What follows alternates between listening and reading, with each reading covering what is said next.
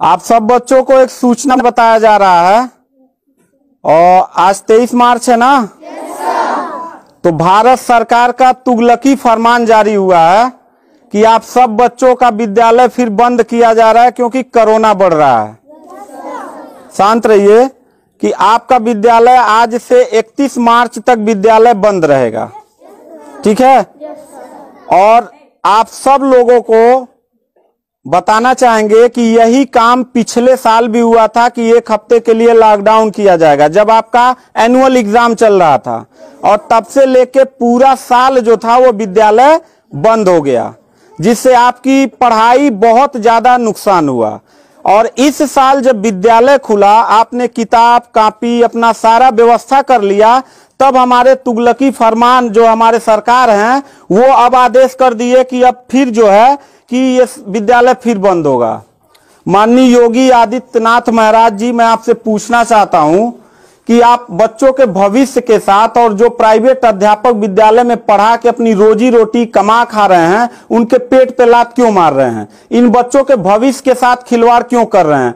ठीक है, कोरोना अगर बढ़ रहा है, विद्यालय बंद था, पूरे साल में किसी एक अध्यापक ने, किसी एक प्रबंधक ने कभी भी विद्यालय खोलने के लिए कोई धरना प्रदर्शन नहीं किया और हम लोगों ने पूरा सपोर्ट किया। लेकिन बीच में अगर कोरोना फैल रहा है तो मैं आपसे पूछना चाहूंगा कि जब गोरखपुर महोत्सव आप करा रहे थे तब कोरोना फैल नहीं रहा था। जब आप आके यहाँ पे इलाहाबाद के प्रयागराज में कुंभ का मेला लगवा रहे थे तब कोरोना नहीं फैल रहा था, जहां पे करोड़ों लोग स्नान करने गए। और अभी हरिद्वार में महाकुंभ का आयोजन आप करवा रहे हैं तब कोरोना नहीं फैल रहा है। बिहार में चुनाव हो रहा है तब कोरोना नहीं फैल रहा है। और विद्यालय जो बच्चों का सबसे देश की रीढ़ की हड्डी होते हैं, जिनकी बुनियादी शिक्षा, प्रारंभिक शिक्षा आप बिल्कुल बर्बाद कर दिए हैं पिछले 2 साल से, और अब जाके फिर लॉकडाउन आप लगा रहे हैं। तो आपसे पूछना चाहेंगे कि बच्चों के भविष्य के साथ आप मैच क्यों खेल रहे हैं? ये जितने भी बच्चे हैं, अगर 1 मार्च आप 1 अप्रैल बोले हैं, 1 अप्रैल तक अगर विद्यालय नहीं खुला तो इन सारे बच्चों को लेके मैं रोड पे बैठ जाऊंगा। ये मैं आपको खुला चैलेंज कर रहा हूं, क्योंकि बात सिर्फ मेरे तक का नहीं है, इन सारे बच्चों का भविष्य है।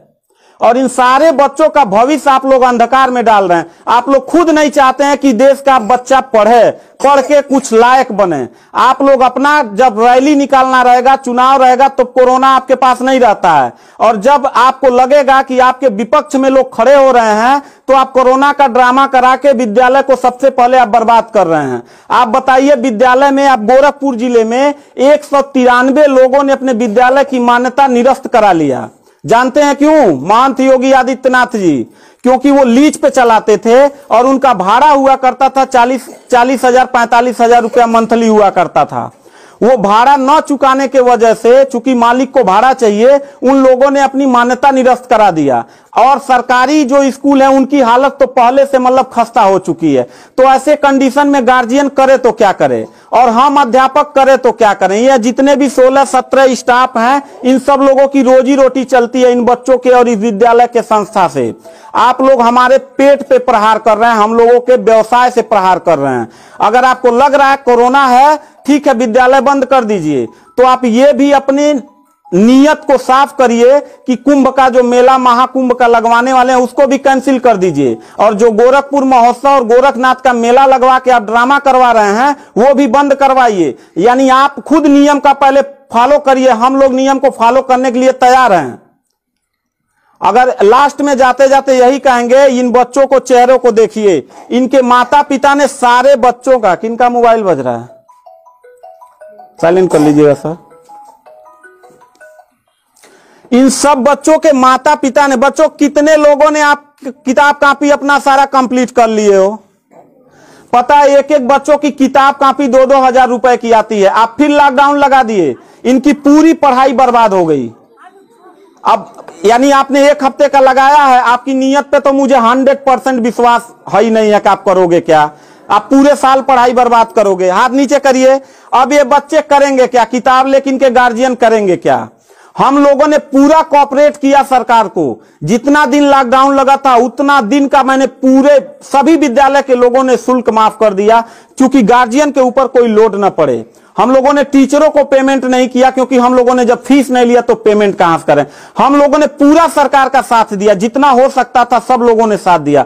लेकिन अब इतनी कंडीशन होने के बाद, विद्यालय खुलने के बाद आप लोग विद्यालय बंद कर रहे हैं, ये बहुत ही गलत कर रहे हैं। और आपका पॉलिटिकल जो फंडामेंटल जिस पे आप चल रहे हैं कि जिन नियतों पे आपका बर्बाद होने वाला है, मैं लिख के आपको दे दूंगा कि अगर फिर से 1 अप्रैल के बाद, ठीक है, अगर 1 हफ्ते के रोकने के बाद कोरोना भाग जाता तो मतलब 1 हफ्ता आप बंद कर लीजिए, बिल्कुल हम लोग 1 हफ्ता नहीं पढ़ाई कराएंगे।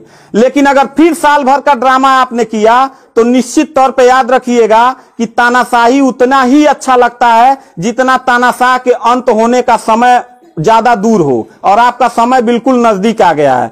तो मैं उम्मीद करता हूं कि आप ये काम बिल्कुल मत करिएगा। 1 अप्रैल के बाद अगर विद्यालय फिर से आप बढ़ाएंगे तो इन सब चेहरों को देख लीजिए और इनके गार्जियन को लेके, अपने पूरे स्टाफ को लेके जिले से लेके मैं प्रदेश लेवल तक धरने पे बैठूंगा। इस बात को याद रखिएगा, क्योंकि सवाल यहां सिर्फ मेरे रोजगार का नहीं है, मेरे जितने सहपाठी और जितने मेरे कर्मचारी लोग हैं और इन बच्चों के पढ़ाई का भविष्य का सवाल है। तो मैं इन बच्चों को लेकर धरने पे बैठ जाऊंगा, और जरूरत पड़ा तो असंवैधानिक भी हो जाऊंगा। इसी के साथ मैं सरकार से रिक्वेस्ट करूंगा कि अगर 1 हफ्ता में बंद करने से कोरोना भाग जाता है तो हम सब लोग आपके साथ हैं, अगर नहीं भागता है तो 1 अप्रैल से छोड़ दीजिए।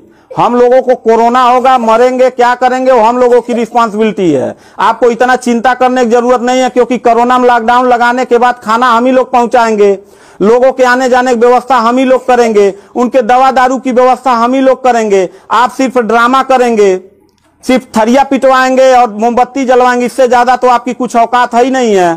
तो मैं उम्मीद करता हूं कि 1 अप्रैल के बाद आप विद्यालय खोल दीजिएगा। इन बच्चों के भविष्य के साथ आप लोग खिलवाड़ मत करिएगा।